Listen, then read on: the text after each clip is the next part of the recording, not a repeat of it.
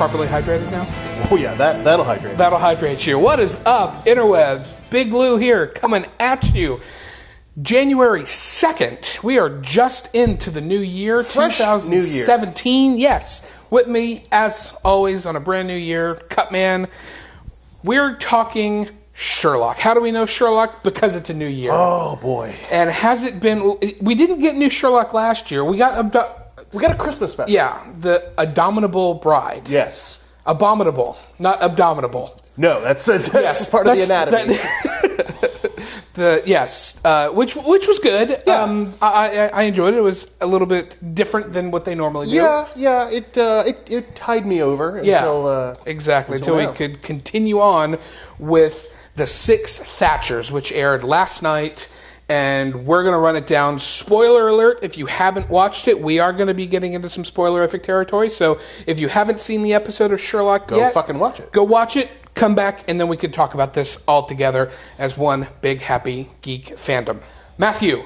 Sir. Six Thatchers. Your thoughts? I've seen it twice now. Okay. And I did enjoy it. I enjoyed it.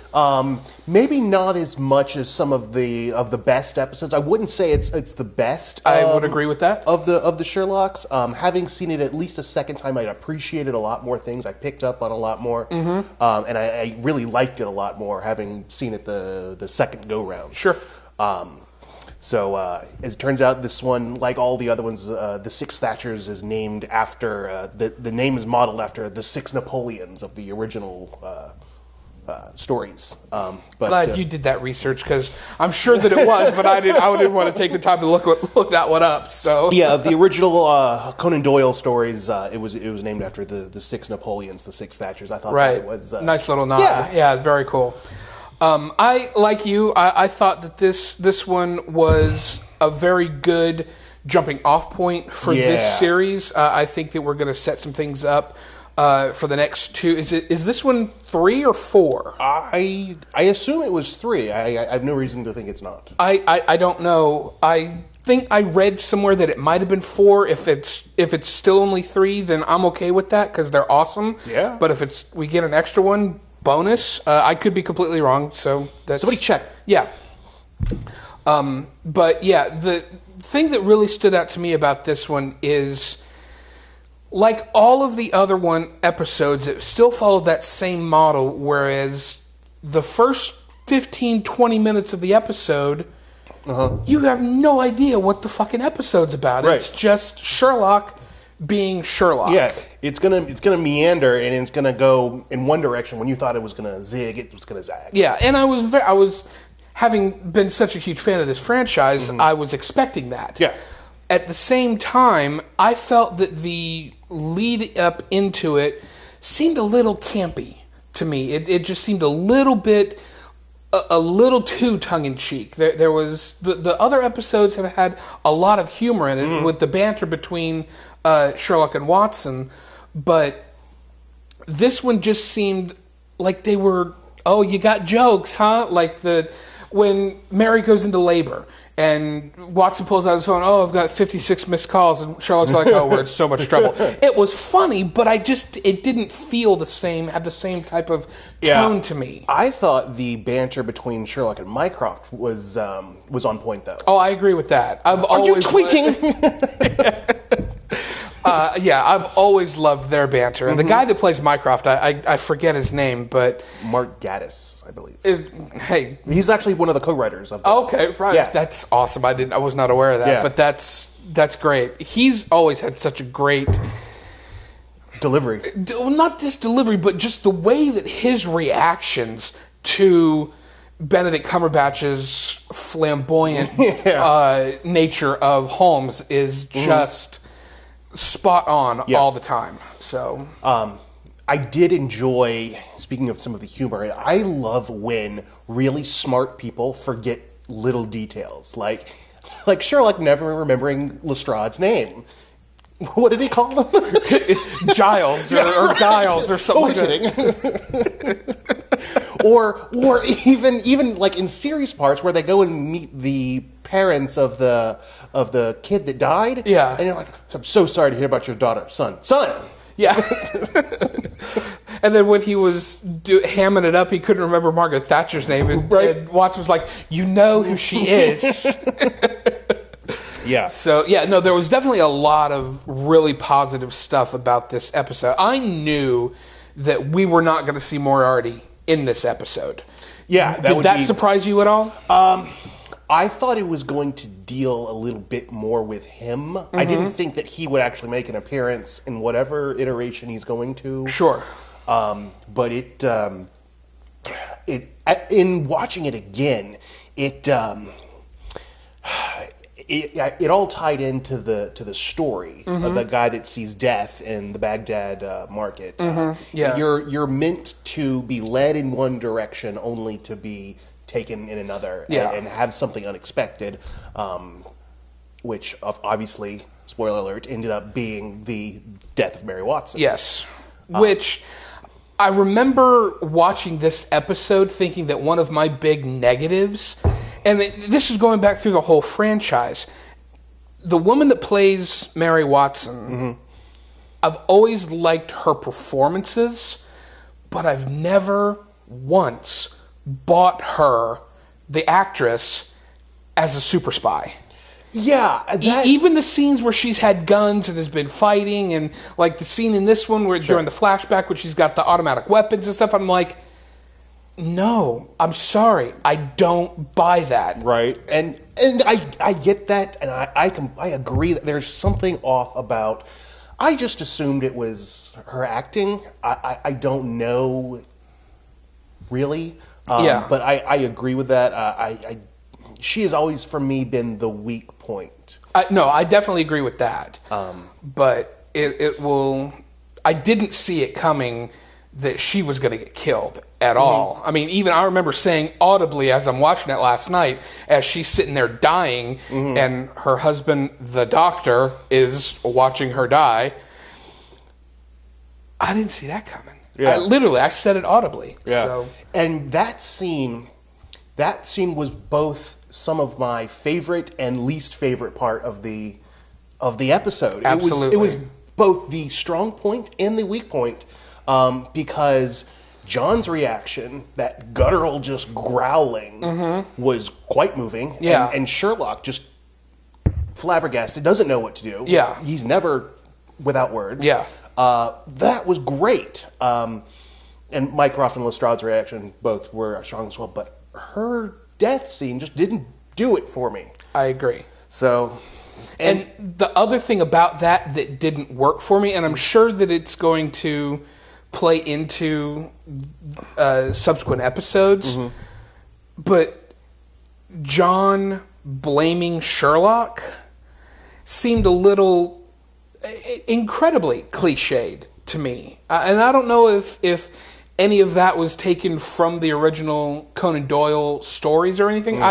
Admittedly, I haven't read all of the Sherlock stories. I've read like the big ones, but I don't know if even the character of Mary Watson was as prominent in the original stories as she has been on the show. Yeah, or if she died and Watson blamed Sherlock for it, and the whole "you made a vow, you would blah blah blah," and I'm just like, really, John? I get you're grieving, but it seemed a little cheap to me. I know in the canon, I think at one point Mary does die. Okay, but I don't remember which story it was, and I don't know how really that played out. But it is known that at some point she's dead. Yeah, but all that being said, this was just a season premiere. Right. So, granted, the episodes in Sherlock are very, very good at being self-contained stories. Right. They still kind of feed into the overall narrative of the season. Right. So. Right. Yeah. That's what I love about them, is that they can both be contained within a greater story, but are also standalone. Mm-hmm. So. Yeah. So what else stands out about this to you? Any predictions for what we're going to see in the coming episodes, or where would you like to see the story go? First of all, when especially for something good like Sherlock, I am more than happy to not be in the driver's seat. Sure, no, absolutely. I want it to take me where it wants to take me. Yes. So no real predictions or anything along those lines. I just this was a good opening, and I just look forward to more. Yeah, no, I'm with you on that, especially with stuff like this. That is, I fancy myself to be a decent writer. I can pen a nice prose, as they say, but when it comes to intertwining complex narratives like this that are just leading one way, and then we're going to go over here, and you're like, whoa, what the fuck was that? Yeah. I'm like you. Here's my keys. Take me on a nice ride. And especially with someone like Cumberbatch and Bilbo, Martin Freeman. Thank you. Yeah. Behind the wheel, I at this point, the Sherlock franchise to me is a lot like the Marvel movies. They've proven their worth to me. Sure. And it's like, I have complete faith in them, and I really look forward to seeing where we're going from this. Did you, speaking of where we're going, did you catch the Easter egg? Possibly. Okay, the villain for the next episode, the crazy doctor from Captain America. Yeah. He was his picture was on the bus stop that John and the girl were flirting at. I didn't pick up on that. Yeah, he's some sort of businessman in that universe. That's funny. There was a big picture of him on the bus stop. I thought that was funny. Very cool. Yeah, again, that's one of the cool things about this show. So one of the other things that I did want to get your opinion on, though, the tone of this episode. This is the first series that we've had in this first season we've had in this series. I'm going to stick to using the U.S. vernacular because it's just going to confuse me otherwise. That we have gotten that both Benedict Cumberbatch and Martin Freeman are household names. Yeah. Up until then, people kind of knew who they were, but it was really just the fandoms knew who they were. Sure. But now that I'm right there too. Do you think that this episode suffered at all from the fact that they had to now live up to their reputations as global celebrities, or do you think the tone of this one stayed true to the rest of the? And I've got a point to why I'm asking you this, but I want to get your thoughts on it first. I think that the quality remained. The bar was set very high, and I think they cleared it. I think from a production standpoint, the reason that it took so long for us to get this next season was because of their fame. Okay. Now, the reason that I ask that is I noticed a remarkable difference in the amount of asshole things that Sherlock did and said in this episode. It was dramatically less than it has been in seasons past. Do you attribute that to Sherlock growing as a character throughout the course of the series, being influenced by Marion Watson, or did they noticeably and intentionally do that because they want to make the character more likable to reach a broader audience? I'm not that cynical to think that was the case. Because, I mean, the show has been a phenomenon in the UK. Sure. I mean, from season 1, they were household names in the UK. Right. It's now that it's growing here, I don't think that the producers really noticed. I think they had the two biggest stars in the UK, and to hell with the Americans. Okay. And it would make sense for his character to grow marginally. Sure. Yeah. Okay, fair enough. I guess it's just because I watch a lot of movies and a lot of television, and I'm so in tune with the goings-on behind the scenes and like in Hollywood and production companies and what they're going through, just because, I follow movie news like most guys follow sports news, so it's just because that's just how my brain works. I was wondering if anybody else picked up on that or had those same thoughts. So my brain works in a slightly different way, like, towards the end where Watson's walking through the graveyard. I'm looking around to see if I can see Sherlock's old headstone. Yeah. Anybody else? No, just me? Just you? No? Okay. Oh, and I did have one question. I couldn't figure out, even after 2 viewings, what was the Post-it note on Mycroft's refrigerator door that said the 13th? I have a sinking suspicion that it has something to do with something that we're going to find out about later. Okay. I'm pretty sure that, because that to me didn't have anything to do with anything in the episode. I couldn't piece that together. There were a few things after the second viewing that I pieced together, like the code words for love and MO.